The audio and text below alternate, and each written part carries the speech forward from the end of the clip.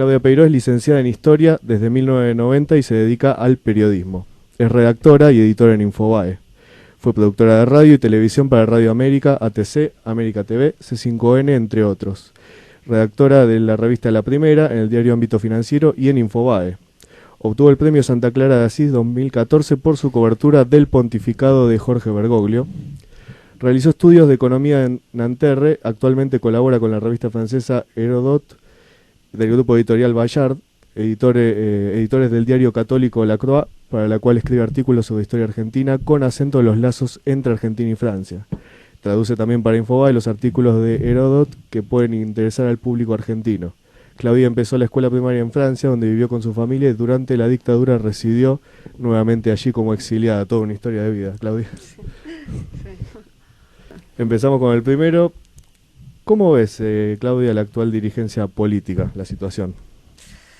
Bueno, hablamos recién un poco del lenguaje de campaña, que para mí ese tema de caer en el uso de palabras que yo diría groseras o berreta, que tampoco es una palabra, ya es en sí misma una palabra fea, pero bueno, son palabras así, digamos, de bajo nivel. Para mí se vincula con la falta de política, porque cuando uno no tiene ideas, entonces cae en la chicana, en la agresión, y después también me lo decía el otro día una precandidata con bastante juicio, me decía, es la idea que ellos tienen de cómo acercarse a la gente. Como la gente los ve ajenos, piensan que usando un lenguaje que ellos creen que es popular, ¿no? Se acercan a la gente, y la gente no es grosera para hablar o para expresarse. Bueno, siempre hay excepciones, ¿no? Pero la grosería no es la forma, es una idea, ¿no? De que la gente se entusiasma escuchando ese tipo de guarangadas. Sí, que el pueblo es bruto, pareciera así. Exactamente. Claro, yo me acuerdo en los 70 que había un grupo que hacía pintadas con errores de ortografía a propósito, con la idea de que eso los acercaba al pueblo, ¿no? Y me acuerdo que un gran debate, es como una subestimación. Sí, claro. ¿No? Una subestimación. Así que en general no me da mucha expectativa, digamos, esta elección. Creo que es una oportunidad perdida para debatir cosas que sean importantes, que la Argentina tiene que debatir, porque alguna vez tenemos que salir de este ciclo de que caemos en gobiernos, digamos que populistas, podemos decir, en el sentido de que privilegian la necesidad inmediata por encima de los intereses de largo plazo. No buscan una combinación entre los intereses a largo plazo de la Argentina y la necesidad inmediata de la gente. O sea, si tienen que desperdiciar el dinero, los recursos y demás, y para quedar bien a corto plazo, lo hacen sin pensar más allá. O después caemos en la inversa, que es la idea, ¿no?, de que se puede ajustar la economía, el déficit y demás, sin pensar en la gente. Bueno, y vivimos en una especie de oscilación, que pasamos un poco de un extremo al otro, sin encontrar un camino más armónico. Recién, Claudia, observamos, como habrás visto que debatíamos un poco, que María Eugenia Vidal mencionaba una frase que no recuerdo bien del todo, de tenemos que acabar en la pelea con los machos y demás. Y uno observa, aparece todo en esta campaña política, los principales referentes, ya sea del lado del macrismo como del lado del kirchnerismo, que caen en esta corrección política, ¿no? Uno a veces no entiende por qué, si serán intereses foráneos, porque, por supuesto, son afines a intereses foráneos, no nacionales. Pero sí me gustaría preguntarte acá, sobre tu opinión, porque lo has abordado bastante. ¿Qué daño crees que le hace la corrección política a la política argentina? Yo creo que bastante. ¿Por qué? Porque hay una moda en este momento. Sí, pero se enojan a veces mis amigos. Yo le digo, el feminismo es una moda. Y me dicen, no. Le digo, sí, es una moda. O sea, pensemos cómo empezó esto. El Me Too, concretamente, por ejemplo, ¿no? El de las denuncias. O sea, todo el mundo se acuerda de haber sido violado o abusado alguna vez. Empezó en Hollywood. O sea, digo, a ustedes los conduce Oprah Winfrey, esa conductora, ¿no?, que es la que hizo ese discurso encendido. Y si ustedes la googlean a ella, aparece, más o menos se puede hacer un álbum de 100 fotos de ella con Harvey Weinstein, que es el mayor, supuestamente, toqueteador, grosero, bueno. Ella era íntima amiga de ese señor. Bueno, esa misma señora es la que aparece haciendo un discurso encendido en una entrega de premios, y a partir de ahí se puso de moda y se contagió acá. Entonces, cuando me dicen no es una moda, sí lo es una moda. Esto no significa negar digamos, la violencia que puede haber en una sociedad, o la violencia familiar, como debería llamarse en realidad. Pero el hecho es que todo este movimiento no ha servido en absoluto para frenar esa violencia, porque si observamos es todo lo contrario. Entonces, eso se vincula más con la ausencia de Estado, con la falta de una justicia más eficaz, que realmente donde existe un conflicto intervenga y proteja a la víctima en serio, y no con estas marchas, porque además cuando hay una cosa que a mí me impactó mucho, y es que cuando se hizo la primera marcha acá en Mina Menos, que fue masiva y demás, yo en ese momento participaba de unas reuniones de un grupo que se llama Usina de Justicia, ¿no? Yo iba cada tanto y los ayudé, digamos, a instalarse verdaderamente, públicamente, con artículos, ¿no? Porque me parecía importante lo que hacían, que se ocupaban de víctimas de delito, básicamente. Y entonces ellos fueron a ver a estas mujeres porque en ese momento se llevó adelante el juicio político contra el juez Axel López, que es un juez que es un liberador serial de asesinos seriales. O sea, él libera, le traen los informes que le dicen que el tipo va a reincidir y él los libera igual porque esos informes, por lo que sea, porque tiene un espíritu zafaroniano y entonces el tipo piensa que es mejor que no estén en la cárcel. Bueno, en 2 ocasiones liberó a asesinos convictos, violadores, que volvieron a violar. O sea, él lo liberó y una chica fue Soledad de Barza, creo que era el apellido, Barña, Soledad Barña, y la siguiente fue, el tipo lo libera, él contra la opinión del perito psiquiátrico le dice este señor va a reincidir, él lo libera igual, el tipo se conchaba como remisero en una remisería y viola y mata a una pasajera. Bueno, a raíz de eso, ahí sí lo va a juicio político. ¿Quién fue su abogado defensor? Eugenio Zaffaroni, en el Consejo de la Magistratura. En ese mismo momento tenía lugar el Ni Una Menos. Entonces, ¿qué hicieron? La gente de Usina de Justicia fue a ver a las referentes de Ni Una Menos y les dijo, chicas, vayan, hagan la marcha, vayan al Consejo de la Magistratura y exijan que ese juez sea destituido. Y le dijeron, no fueron. Es decir, que para ellas el combate no era para frenar, digamos, la violencia o los femicidios. El combate era por figurar en la televisión, por instalar el tema del aborto, porque en ese momento en la primera marcha no tenía nada que ver el aborto en la primera marcha.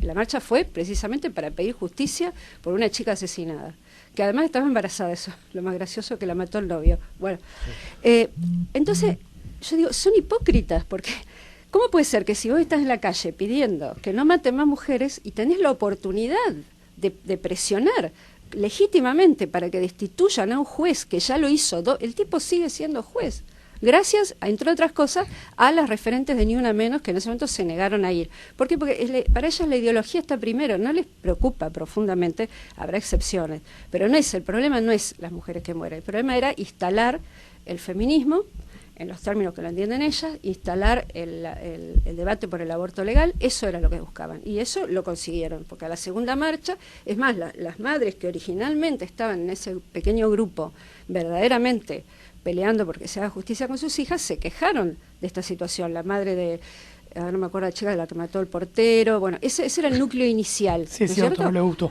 Bueno, ellas fueron a los medios a decir, no, esta segunda marcha, Ni Una Menos, la tercera, la cuarta, yo no sé cuántas se hicieron, no era lo que originalmente se buscaba, ¿no? Me parece que me fui un poco por las ramas, porque ¿a dónde íbamos? No, está bien. Bueno, entonces lo que voy es esto, que los políticos, ahora, hay un concurso, ¿no es cierto?, a ver quién dice cosas más reivindicativas de la mujer, pero la realidad argentina, la Argentina es uno de los países donde la mujer más poder y participación política tiene hace rato, y esa participación no se la arrancó a los varones, se la dieron los varones o se conquistó en conjunto, porque si repasamos los hechos, en la presidencia de Perón se dio el voto femenino. Eva no hubiera podido hacer promulgar una ley de voto femenino si Perón no quería, ni se le hubiera ocurrido hacerlo. Segundo, el cupo femenino lo puso Menem en una época en la que no había ni una marcha, ni una menos, ni nada de nada. Creo que un par de senadoras fueron a planteárselo y dijo, sí, está bien, listo, y no fue sencillo, tuvo que llamar uno por uno a los diputados y decirle, vótenme esta ley, porque obviamente no querían votarla, porque, bueno, y esas 2 leyes que verdaderamente empoderaron a la mujer, por eso es una palabra horrible, pero bueno, que verdaderamente le dieron participación y protagonismo a la mujer en la Argentina, no fueron arrancadas por mujeres movilizadas en contra de los machos, como dicen ahora, es una palabra horrenda, y escucharla a Vidal decir, los machos, no sé, ¿qué macho la ha cuestionado a Vidal por ser mujer, por ser gobernadora. Ya tuvimos una presidenta mujer en los 70, tuvimos otra ahora, y el cuestionamiento no tenía que ver con que fuese mujer o no. Entonces, entonces se desvía el debate de los temas que verdaderamente deberíamos estar tratando. Por ejemplo, si hay explotación, si hay bajo salario, no es un problema de la mujer, es un problema de todo, de los varones y de las mujeres. Entonces, yo creo que afecta mucho porque desvía el eje del debate. Es esencialmente el papel que cumple ese tipo de Sí, coincidimos de y lo hemos repetido creo, básicamente en todos los programas, claro. Que nos desvía lo importante, bueno, del actual siempre mencionamos la lucha que se da económica a Estados Unidos, China, que podríamos utilizar muy bien. Recuerdo hace poquito en Infobae salió una nota muy interesante, un general brasilero, que decía cómo tenemos Brasil y Argentina todo para unirnos, para aprovechar esta lucha económica, para industrializarnos y para guiar a toda Sudamérica. Y siempre decimos con Lucas, nuestro compañero de Línea Nacional, Causa y demás, creemos que eso es mucho más revolucionario, que realmente nos daría más derechos, más trabajo, nos permitiría avanzar, nos permitiría mejorar nuestra vida. Calidad de vida. Aparte, como bien mencionaste, y solucionar los temas de raíz. Porque acá un tema de raíz que parece que muchos se olvidan cuando se habla de los derechos de la mujer, es que actualmente en nuestra Constitución ya está avalado que la mujer pueda abortar cuando es violada o cuando corre peligro ella de vida o su niño. Sí. Pero no sucede. Yo siempre dije a las chicas que van y reclaman, neofeministas, ¿por qué no van y exigen que primero se cumpla eso? En vez de ir sacando más leyes, más leyes, más leyes. O sea, ¿para qué queremos más leyes cuando las principales no funcionan? Sí. Y esto y algo que me gustó, que lo había compartido vos, me acuerdo. ¿Crees que esta corrección política tergiversa un poco la historia, las identidades y mismo de la sociedad y termina no permitiéndonos desarrollar lineamientos en base a la realidad y nuestras necesidades? Bueno, mira, hay un hecho que a mí me impactó mucho, que pasó hace poco, que descubrí que en Argentina tenemos un problema afro, que yo no sabía que lo teníamos, pero ahora me enteré que sí.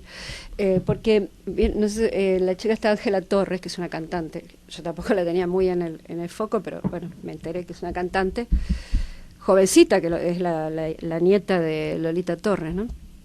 Bueno, ella subió una foto a Instagram con un peinado afro, o sea, se hizo esas trenzas, no sé, y la empezaron a atacar en las redes diciendo que ella se estaba apropiando de una de una cultura para tergiversarla, pero era apropiación cultural, se llama, es un nuevo delito, que en cualquier momento vamos a tener una ley, ¿no? Porque no se puede hacer eso, bueno, parece. Es como si vos te pones o te pones a tocar la quena esa y te estás apropiando de la cultura andina, no sé, una cosa así, un delirio total.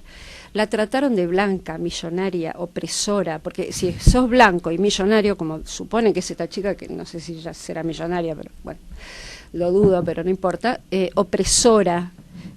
Vos no podés entender porque vos no tenés claro, como no tenés una sola gota de sangre negra.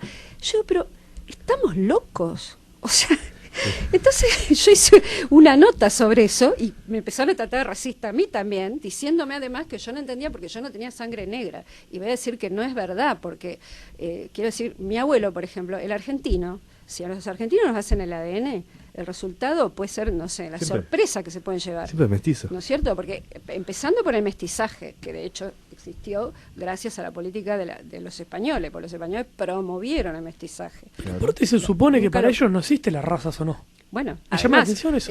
Bueno, es verdad lo que decís. Es verdad, porque después dicen no existe la raza, pero al mismo tiempo quieren dividir a la sociedad en lo que ellos llaman colectivos. Ahora no somos más una sociedad sola, somos un conjunto de colectivos. Entonces tenemos el colectivo de las mujeres trans o no sé qué, el colectivo de los hombres, bueno, y cada grupo no puede entender al otro, ¿viste? Porque eso es lo que te dicen. No, vos no me podés entender a mí porque vos no sos tal cosa. Son como castas. No sé. Claro, bueno, y guetos. Sí.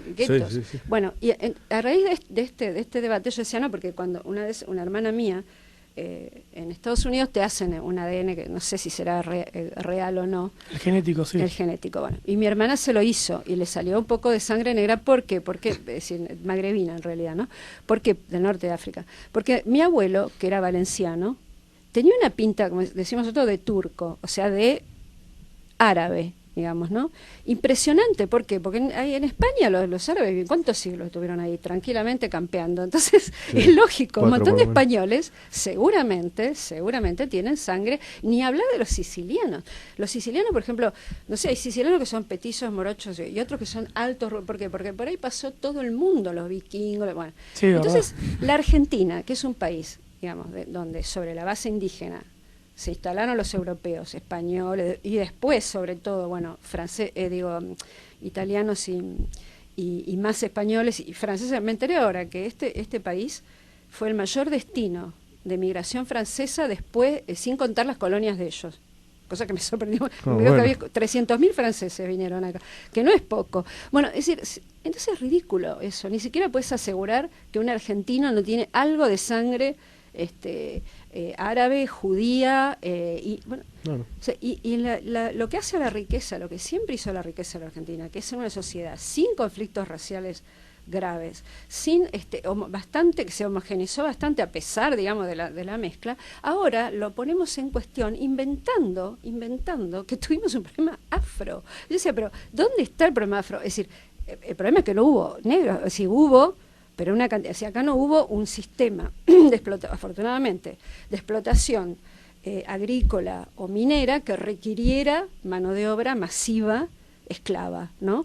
Como se usó en otros lados, como pasó en Brasil, como pasó en Estados Unidos. Entonces, por eso hubo menos cantidad, por si no hubiera habido más, lamentablemente. Pero bueno, la cantidad que hubo eran domésticos, era servicio doméstico esencialmente, no solamente, pero básicamente eso. Y después fueron liberados. Y el otro día, en una charla que yo daba, un señor me dice, no solo, digamos, que el problema fue menor, sino que se resolvió armónicamente, porque acá la Asamblea del año 13 decretó la libertad de vientre, así que todos los que nacían a partir de ese momento, entonces hubo incluso una transición suave, porque no dijeron, son libres todos hoy, que más probable que muchos no hubieran sabido qué hacer con esa, porque tenían que trabajar, subsistir. En cambio hubo una liberación gradual. Bueno, ahora me enteré, porque es más, y todo esto, detrás de estas reivindicaciones, además de la intención de dividir, para mí, de fragmentar a la sociedad y distraerte en conflictos que no existen, hay también siempre un negocio. ¿Por qué? Porque al segundo día entonces te crean después el INADI, después te crean el Centro de Defensa de la Población Afro marginada de la Argentina. Entonces a través de eso viene el subsidio, la reparación histórica, cualquier cosa. Entonces es eso, porque atrás de eso está la patria subsidiada, ¿no es cierto? Cada grupo va y consigue lo suyo, digamos. Y donde vos creaste un organismo, ¿qué pasa? Ese organismo necesita autojustificarse.